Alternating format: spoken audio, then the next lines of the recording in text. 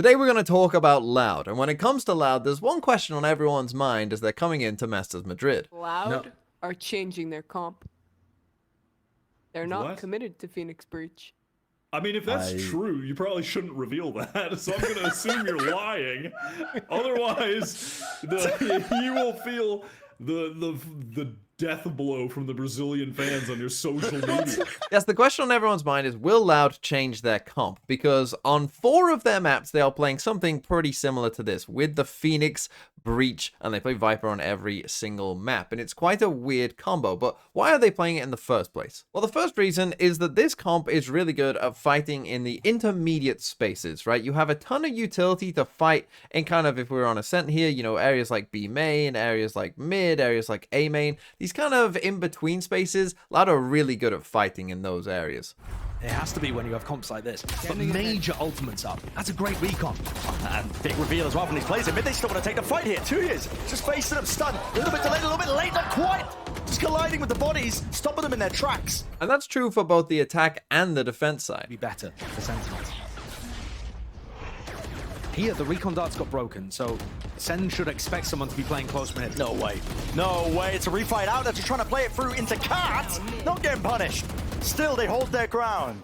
Now, particularly on the defense side, this is a really potent idea, and let me explain why. Because if you can commit to, you know, commonly wanting to fight in mid like Loud do, this, for instance, is their pistol round, it means that if you do see someone in mid, obviously you can go for this fight and, you know, try and kill someone, as we just saw. But if no one comes to mid and instead the team goes for a fast sight hit instead, what that means is that you can very quickly flood across, and all that util that you would have used for the mid fight is also very good at going for a retake. 2 years sees it. They want to punish this actually. There's a dash active. Zekken, he's waiting for the flash as well into his own smoke. Could it be the counter play? Damage through the smoke. Sadak lucky. He can just hop away with barely an injury.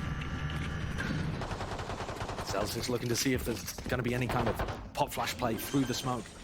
I think that's extremely likely. I mean, they still have so much paranoia, nades, it's all being combined! And Loud got everything to deal with this one. Smoke in their face as well. Celsius is completely isolated away. Damage being done. Zonq team knocked down to absolutely almost anything. They're just spamming away into the smoke.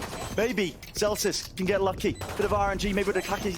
He's dodging all these bullets well enough, but still only good for the one. It's traded out wide. Turret dealing with it, sticking it. 2 years, only 2 bullets left, and it's not going to be enough. That was Loud's first game with that comp versus Sentinels there, but as the tournament went on, people began to get a bit wise to Loud's comp, and eventually they played EG on Ascent, who hard anti-stratted them with this, where they played very commonly on the defense side with a double Odin operator. And this is something that you don't often see, but the idea is very simple, right? That Loud are going to struggle to get through these choke points because they don't have any dive agent. So an Odin and Operator are really good at just killing you when you have no dive agent. Here, and whether or not somebody will be behind it. That's all you want. You want it to create that pressure. We get the Odin purchase out of nature, and he just keeps going. The ping's coming through, but that one too far away. Another Odin's everywhere! Double Odin for the crossfire! All of Loud dropping like flies.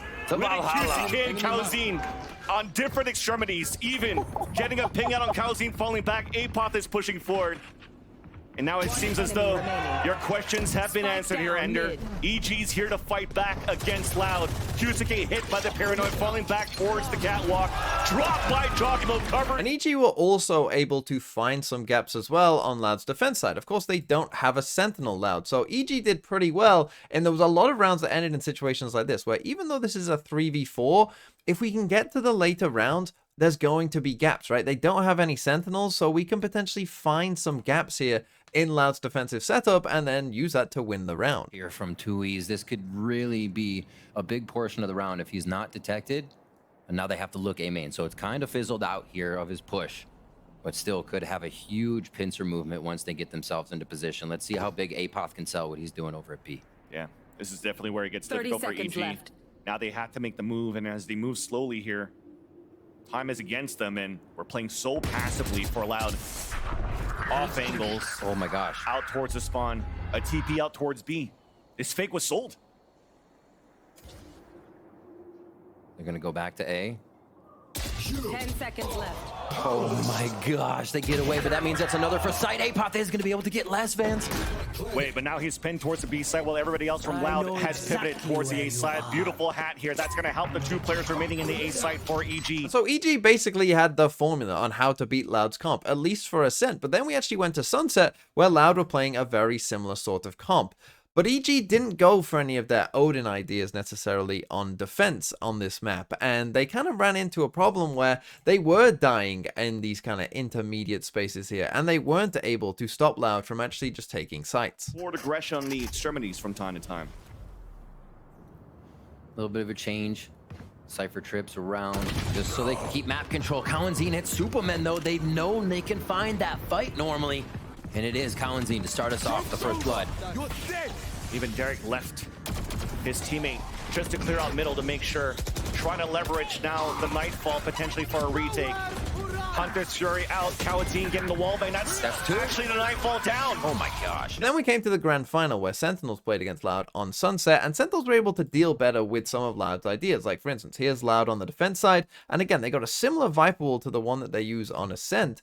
And again, you see that this allows them to potentially get aggressive here in towards mid behind their own Viper wall, but Sentinels dealt with this kind of thing pretty well. Might go for this encroachment again. They have a lot that it could work behind this wall that it just put up. There goes that curveball out for QCK, but Tui still fell first.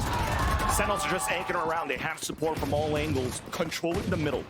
Not giving a chance here for Loud to really flow. So you can see there's some similar themes that Loud are going for across basically anytime they're running this comp. And they actually play it on Bind as well. And in the grand final here against Sentinels, Sentinels I think ran into a bit of a problem where because of the comp that they're playing with this Raze Yoru, they kind of need to be quite aggressive on the defensive side in general, right? And need to, like Loud, want to fight in the kind of intermediate spaces because they don't have a ton of info necessarily.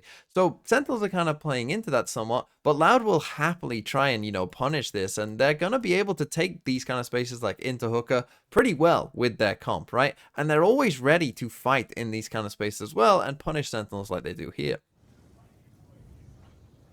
Saucy. Look at me, not at 10s. Oh, the spam through the bottom left corner. And it punish as Tens was looking for a hero play to trade it right back and maybe TP away. So that's 2 players falling down. Saucy alone on the anchor towards the back of the site. It's again the 1v1 prowess right now that Loud's able to hit. Sentinels isn't finding these kills from 10s or just the members trying to do their own little excursions here like they were on previous maps of this series. Loud is tightening everything up. It looks like they could get this entry into B to count as well. Saucy's been good anchoring the back of the A side of split. Can he do it this time around on B? No, looks like the fault line, the side of it just hit him. But interestingly enough, Loud's first opponent in Masters Madrid is Gen G, who on Bind in particular don't play that kind of comp. They actually play with the old Cypher here, and that means that they can afford to be much more passive if they want to, right? Like in this round against Paper Rex, where you see, look at where everyone is on the defense side, and this Cypher is only in shower to just come and put a camera in here as well, and then he's going to retreat back as well. So this is something that maybe Gen G will feel much more confident in doing and forcing Loud to actually exec against them, which might not be so easy with that comp. And then the final map that Loud are running this comp on is Lotus, where they're running this version with a Sky. But I made a whole video about why I don't think this is that good on Lotus in particular. And the first reason for that is we've seen some of these mid fights that Loud are liking to do, these aggressive kind of fights. But the problem on Lotus is you kind of need to do this, right? This kind of A fight out here is something that the defenders will often need to do. So there's no surprise factor there when you go for this kind of big A fight. And often the attackers will be matching you 1-for-1 using all their utility as well. Last they get nailed by that fault line. It's already coming out. TP went forward though, look at Tens. Double TP on both ends! They can't but it's stop it. Sentinels winning that one. Low HP, door being opened. Sadak forced to fall back.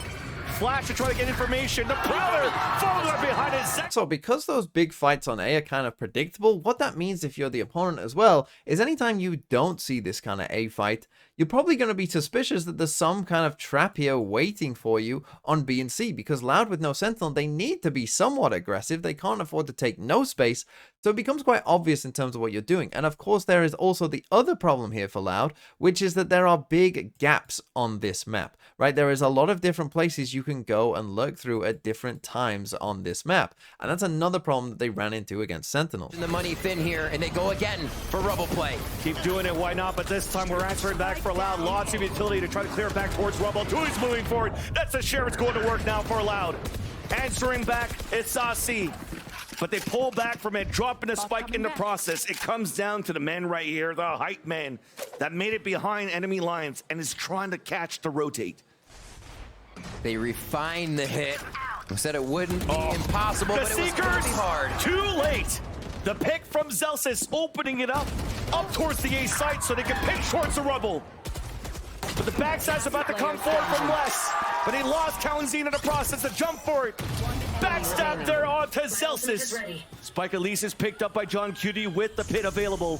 Viper on Viper, both pits also available. Comes down to who has the better read, the better positioning. It's John Cutie!